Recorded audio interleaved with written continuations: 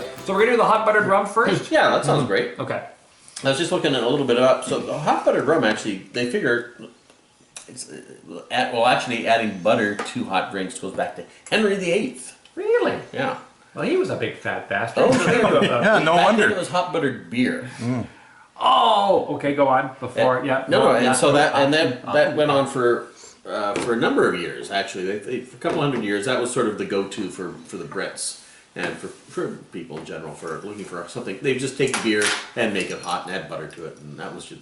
And then sometime they say, and they're not too sure who exactly came up with the idea of the rum, but they suspect New Englanders. Oh, really? So, if they've had some too much chowder, then they want to put some rum in the hot butter and make themselves a nice little drink. Look at this. This is Oh, like... yeah. Oh, my God, you're going to need scissors, a knife just to cut that. Oh, that's got some heft to it. It does. Holy cow. You could spackle your house. If you need to water... if you need to waterproof anything. Yeah. Yeesh. All right. That's oh no, that's Wow, that's sticky. I don't know. I don't know how I'm gonna get it into the mic. All right. Well, that's okay. Now what? I don't know. Damp.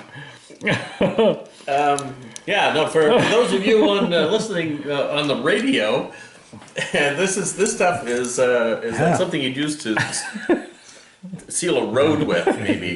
Yeah. No. Look at that. Yeah, no, And it's it just won't let go of the spoon. So I think once you get some hot water on there, of course, you're going to be able to mix it up, but it's going to be a bit of a fight. Not that it's a bad thing. It's just that it's if you're in a rush or where you're. Holy cow! All right, okay, it's gonna. I don't You're know. spinning the spoon around. I think that's making it worse. Isn't it? Yeah. I think it's just gonna make. I hope that when it dissolves with the hot water, we can clean off this tablespoon thing. And we'll see. I don't know if this is how thick the batter is for the Tom and Jerry mixture as well. And I think we've got an actual recipe for Tom and Jerry that we're going to talk about too, aren't we? But keep going on about your buttered beer. Yeah. No. Well, that was. So they're suspecting that this is sometime just before Jerry Thomas's time that they switched from the hot buttered beer to hot buttered rum. So it's 1840s, 1850s, that kind of thing. 1850s, 60s, I guess, would be more his time. You need scissors to snip that off with. That's great looking.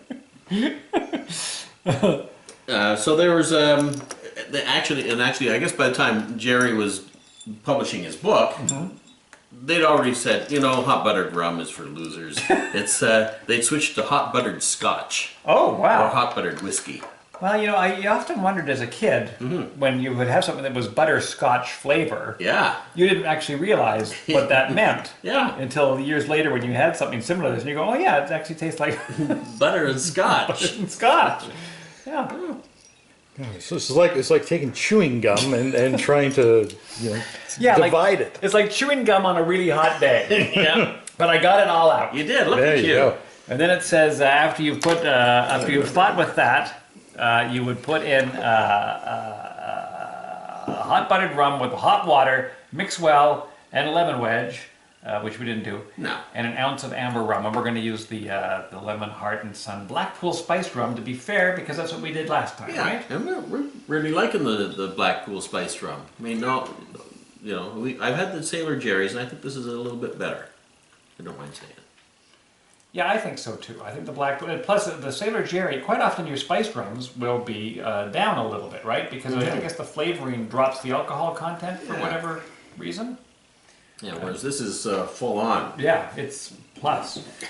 So now I've added the water to this. 43%. And I'm hoping that I can break down Yeah. crying. Oh, it looks like it's starting to, Oh, it's almost like you need to have like a blender, like a hand, Are you- those hand mixers. Yeah. What you would do is you would have people over, and then this would take the better part of the evening. So everybody gets their own mug. Say, I don't want you to drink too much, so we're gonna have hot buttered rum. Oh yeah, nobody would overdrink at all. No. Now as it's separated in here, it's changed the color a little bit. Yes. Sorry, Dave, I left that. That's all right. And you can smell the butter, and I think you can actually see the butter. I think you can see a little bit of Oh, the oil. oil. Yeah. Ah. Oh, I know what I was going to say. And then there's a website, not a website, a YouTube channel called Townsend's, I think. And in it, there's a fella that does old sort of colonial America recipes and stuff, and tries to cook it in the most inconvenient way possible. But that's the point. It's kind of cool. Exactly.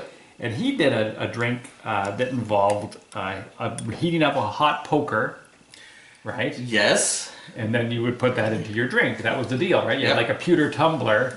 You filled it with beer, I guess in the case of your hot buttered beer. Yeah, this thing got red hot in the end. And then you shove it into the drink. Some people have critiqued it because he sells them on his website. And I thought, you know what, I need one of those. A poker. Yeah. Or he calls it a toddy rod. There you go. Yeah.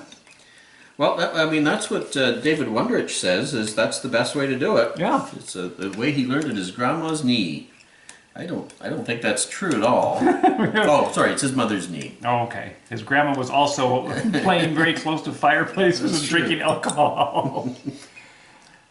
Alrighty, so there. Now that's all mixed up, so that looks pretty good actually. This looks similar, I guess, in color to the ones that we had in our last exciting episode. Yeah. Where is my little jigger here? We'll give us each an ounce, and we're gonna reminisce about our worst Christmas ever, 2019. I don't know if I had the worst. They all seem about the same. Really? Yeah. No, some are better than others. Yeah. Because sometimes you get a better gift. Yeah. Sometimes you get a PlayStation. Who remembers? Well, I do. Yeah, Jason Oh, does. oh, okay. I remember all of my great gifts. And I'm going to show them to you now. Oh, great. First up is the Fisher-Price Garage that I got in 1973. Oh, I had one of those. See, it was a good one, wasn't it? Yeah. Nice garage. Yeah, no, that was neat. It had the little ramp and the little elevator and the little stop sign would come down. Mm-hmm. Yeah, I didn't get that. And you had the little, did you have the little yellow guy with the red hat? And he was angry. He was a freckle-faced kid and he was angry. Yeah, I think I did have that kid. Because I think they eventually got rid of the angry version of him. And he was always yellow and he always had a little red hat, but there was a happy-faced one. Oh. But I remember the angry boy.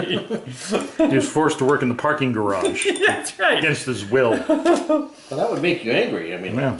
Oh, there we go. For you, sir. And very watch much. it, there might be a sticky edge on account of the knife action. I have not done enough freebasing or... what? I don't know. So, Happy New Year, boys. Happy and New listeners Year. at home and around the globe. Around the globe. Happy New Year, Uganda. We've got our globe mugs. Mm-hmm. Oh, Yes. oh. I tell you, you know, 2020 is going to be the year of warm drinks. I think Wow. so. That's great. That is That great. warms my heart, actually. That's good. The cockles of your heart or just physically your No, heart? everything. The heart, the cockles, the valves, whatever makes it pump. The pump. This is our segue into Dave's new segment. Heart health. Dave Coyne.